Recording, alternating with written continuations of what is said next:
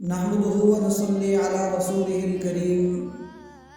وقال النبي صلى الله عليه وسلم: إنما شفاء العي السؤال، او كما قال عليه الصلاة والسلام.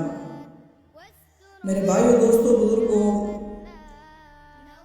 نماز کے اندر 4 طرح کے اعمال کیے جاتے ہیں.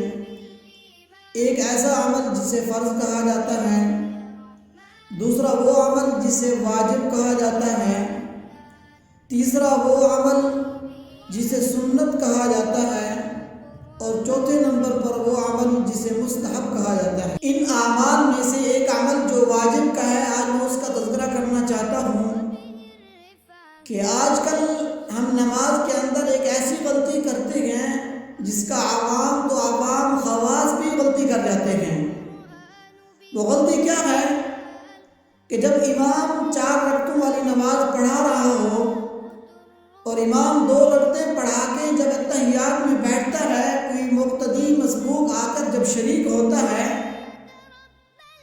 تو ابھی اس کے اتحیات مکمل نہیں ہوتی، تو اس کے اتحیات مکمل کرنے سے پہلے ہی امام جب کھڑا ہو جاتا ہے تو مقتدی بھی امام کی دیکھا دیکھی کھڑا ہو جاتا ہے، اتحیات کو مکمل نہیں کرتا جو کہ واجب ہے، اور واجب چھوٹ جاتا ہے، اسے پتہ ہی نہیں ہوتا. اور ایسے ہی میرے بھائیو دوستو، 4 رکعتیں مکمل کرنے کے بعد جب امام اتحیات میں بیٹھتا ہے، کوئی آ کر شریک ہو جاتا ہے، کوئی مقتدی آ کر اتحیات میں آ کر شریک ہوتا ہے، تو جیسے ہی شریک ہوتا ہے امام سلام پھیر دیتا ہے. جب امام نے سلام پھیر دیا تو مقتدی کو چاہیے تھا کہ اب اس اتحیات کو مکمل کرتا. اتحیات کو مکمل کرنا واجب ہے، بقیہ رکعات کے لیے بعد میں کھڑا ہوگا.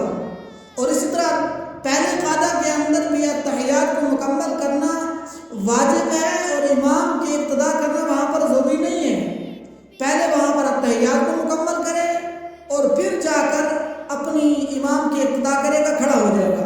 اور ایسے ہی آخری رکعت کے اندر امام نے اگر سلام پھیر دیا تو مقتدی کو چاہیے کہ پہلے اپنے اتحیات مکمل کرے پھر کھڑا ہو.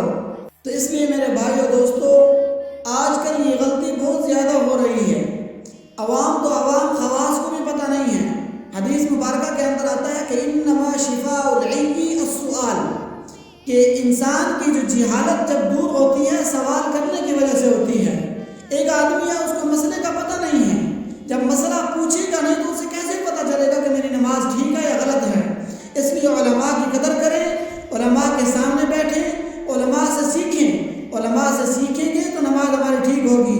نماز ٹھیک ہوگی، سنن واجبات کی رعایت ہوگی تو ہماری نماز کے اندر نور ہوگا، ہمیں وہ نور نصیب ہوگا، ہمیں وہ حلاوت نصیب ہوگی.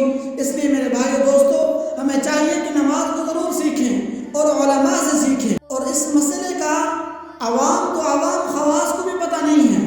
اور خواص تو کیا، امام صاحب کو کیا پتہ کہ کس آدمی نے، کس مقتدی نے کیا پڑھا ہے.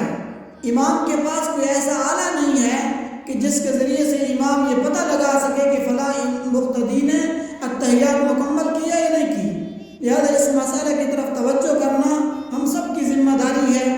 اپنے دوست احباب کو اس مسئلے سے آگاہ کرنا ہماری ذمہ داری ہے. حدیث مبارکہ کے اندر آتا ہے کہ بل